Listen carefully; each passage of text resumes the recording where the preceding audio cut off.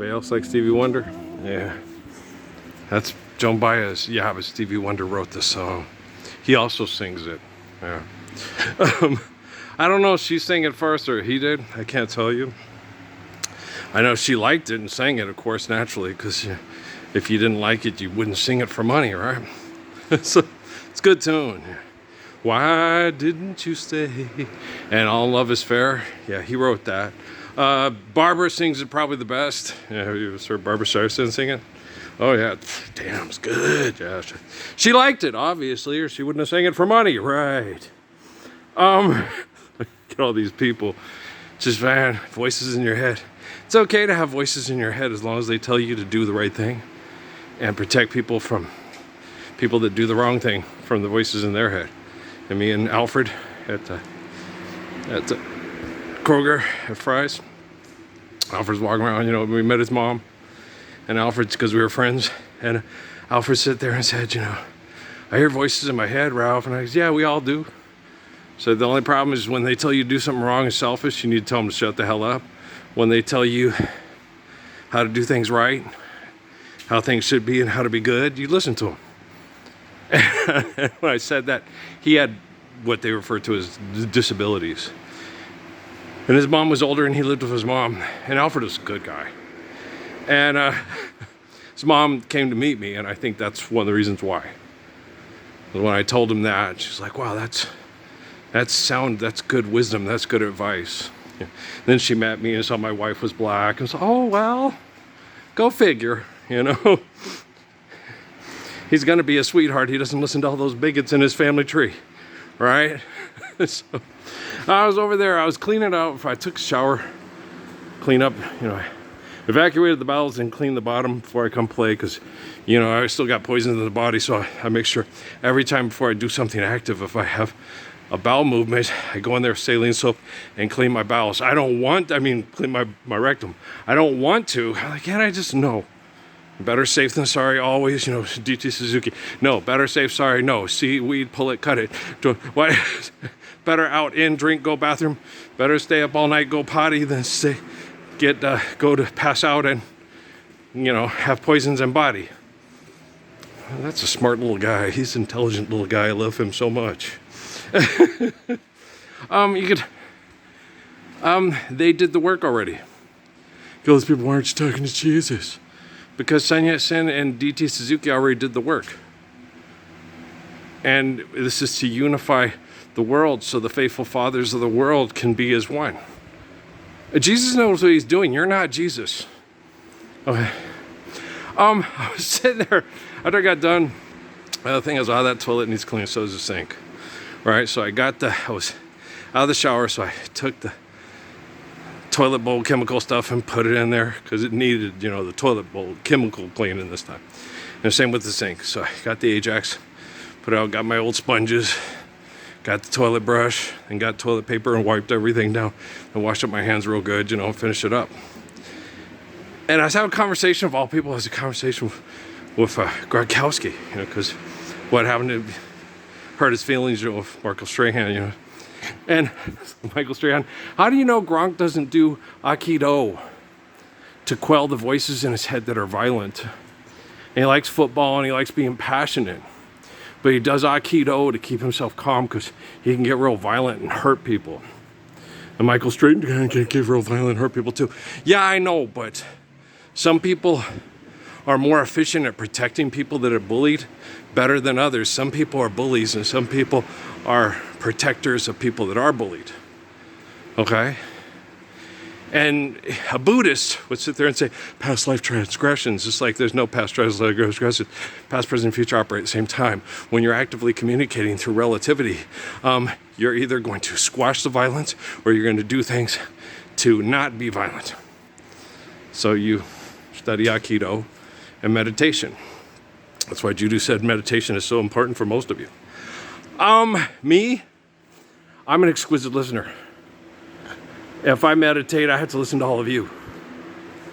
So I stay active. Okay, hey. So I'm but you understand I'm the Messiah, so I'm radically different than other people. But that was a neat conversation with Rob Gronkowski. Dad really likes him. Yeah, they saw games when he was at U of A. And I don't know if Dad's met him. Dad's two favorites are Richard and Luke Walton. Yeah, those are his two favorites. He's also particularly fond of my favorite from the NCAA basketball championship team, Bennett Davison. Yeah. And Dennis's nephew, yeah. He really likes him a lot too. Yeah. There's quite a few players that Michael Wright's also one of his favorites too. Yeah, Michael Wright's one of my favorites too. So, anybody else like Michael Wright? 6'7" post player. He liked the other kid. Was Jesse? What was Jesse's last name? Jesse Perry? With the dreads. It was 6'6" that played center. He liked him too. He likes a lot of those guys that play in the post and are undersized and just battle away to be competitive. He loves them. I like him too. That's why I like Michael Wright so much. And what was the other guy's name? Ron Davis. That was back in the Fred Soda era before Dad started rooting for him with Tina. Yeah, I liked Ron Davis a lot too. Yeah, I followed the Cats ever since. Was it before or after we got Tucson? I'm trying to remember. No, because Larry Heater and UB Oliver and Tony Mason and Jim Cron was when we was there. I don't recall him that much before that. ASU.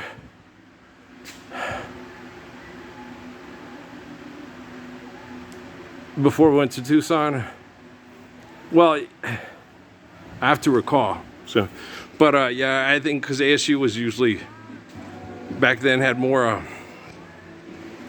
of a public representation, you know, where they had marketing and stuff. They were a bigger market. Before that, when I was a kid, you know, I didn't want to. I was like, yeah, but DePaul. I liked DePaul. I liked Mom met Mark Aguirre. And said, your name's Aguirre. And he said, I know. it's a Spanish. Yeah, so you knew my name. He goes, yeah, I understand. He said, yeah, I know. Most people don't know that people call me Aguirre, but my last name, the actual pronunciation is Aguirre. Aguirre. So my mom going up to him, did you know? That's my mother, right? And he really liked her. She liked him too. Oh, I like him. He's such a nice kid. So we used to watch them because we watched the DePaul games. They were a Catholic school. My mom was raised in Catholic schools when she was young, before my grandmother died. She was really big into the Catholic schools, Notre Dame and DePaul and Boston College and all those. She knew all the Catholic schools because she stayed Catholic. My grandfather was atheist, and she married Steve, and Steve was also Catholic. Okay, and then that marriage was hellfire and a hailstorm in West Texas and Pennsylvania and all that stuff. And she just got away from the whole. She married my dad instead, much to the chagrin of my Uncle Jerry. Uncle Jerry had more of a, academic training and elitist type of thing like my mom did. And my mom wanted to get away from that because she got abused by that.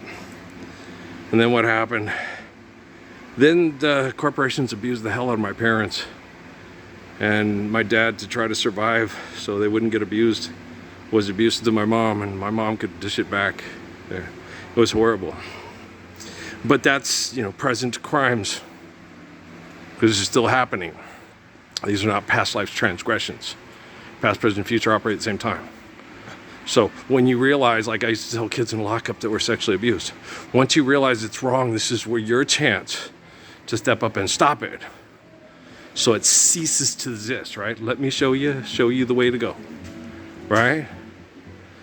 And so you guys got to understand, there are no past life transgressions, past, present, future operate at the same time. So we're constantly communicating with the molecular structures of our essence. And when genetic splicing gets involved through Genghis Khan and pharaohs and all trying to breed other people out and William Longshakes and stuff, it gets even more vicious, selfish, narcissistic, and disgusting. And then people panic and get more vicious and angry and violent. Okay? And so that explains a lot. Like, I like, what's his name? Is it Bijan or Dijon? The Robinson kid from Texas? Yeah, I like him a lot. He was one of my, watching the Longhorns because of old Jabari Rice. But been watching the Longhorns a lot more. And so I remember watching him and said, man, that kid's a really good ball player. I remember watching, I like him. He's good ball player. So, but I've always had, there's a Quentin Jammer. My favorite Texas football player of all time, Shelby Henry. The Tyler Rose. Okay, his name is Earl. Couldn't help it. His name was Earl. And he was this big, bruising, right? No one could tackle that dude, man. People used to bounce off of him. And I remember Donnie Shell used to tackle him and hit him hard. But the thing was it was always after he was bouncing off of Lambert, Ham, and Robin Cole. Then Donnie Shell would come up and put wood on him and put him on the ground. But it was because he was pirouetting and spinning, and Donnie Shell would wait. And then come get him after his linebackers knocked him off balance. That's when he used to really let him have it. Well, they probably have videos of that. Yeah, they don't have a lot of that. I bet you could go back and see where Donnie Shell gets stiff-armed or run over by Earl Campbell more times than he put him on the ground and hurt him. I'd be willing to bet Earl Campbell sausages to pay his bills that he probably put Donnie Shell on the ground more than Donnie Shell put him on the ground. Yeah, if they had to go, come and get him by himself. He had his linebackers. When your linebackers help you and you come in, but the thing about it is it's not really helping. It's just taking advantage of a situation through violence, and don't do that. He's hard to tackle. Just everybody come like we used to do with Nate and Hogan. Just come grab him and put him on the ground. And don't hurt and don't hit. And stiff arming, yeah, you want to stay upright, but you got to understand, discretion is a better part of valor. You're playing football. You're not raping, looting, murdering, and pillaging. I'm not ruining anybody's career. I'm saving people's lives. There's no such thing as a career.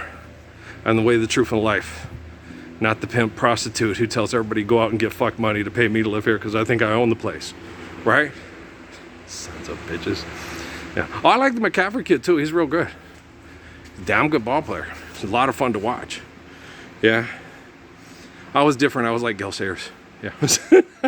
I didn't invite contact. I avoided contact. And I could hurdle you, leap you, spin you, juke you, anything. And that's because I was watching the kid the other night from Arizona. He got hit by the guy. I was like, what? And it's like Earl, like Link used to tell me, why'd you just do that? Because I can't. And Ian Baker, I can't. You could do that? Yeah. All you have to do is just plant and go right through the hole. And I was wondering whether he's a good ball player, but he's just. I could do things other people can't do. And I would watch other people. I remember when I was a kid, I used to sit there, and when the receivers would go running into the things, slip and fall things, why didn't you just stop? So what? Yeah, and I could get, going full speed and then just start stopping and not have to keep. I could stop on a dime and plant and go, and people say, yeah, dang. And I just quit. I didn't like being hurt by the people that were jealous and wanted to win and wanted to be the best and the champions, but it ain't worth it to me. All I want to do is meet a dope Chicana and make her my wife and not fight with a screwdriver or a gun or a knife and live the Lord's Prayer all my life. And, I've just been that way since I was a little boy. Past, present, future operate at the same time.